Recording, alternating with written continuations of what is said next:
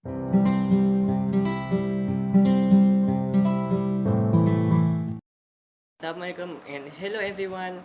I am Adam Iskandar and I'm going to do experiment about floating stick man.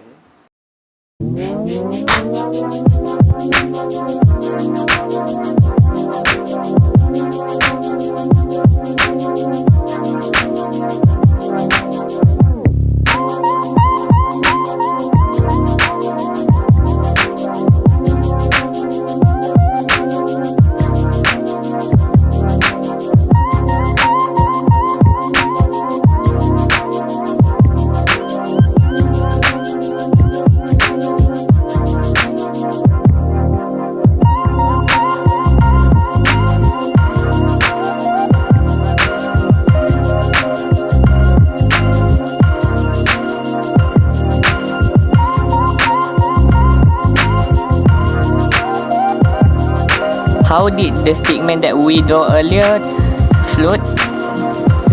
The ink in dry erase marker is insoluble.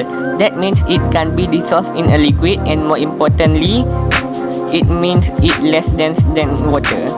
When you pour water onto a dry erase stick figure doodle on a smooth surface, a strong buoyancy force overcomes the stickiness of the ink, pulling the doodle off the surface and causing it to not so magically float on the water.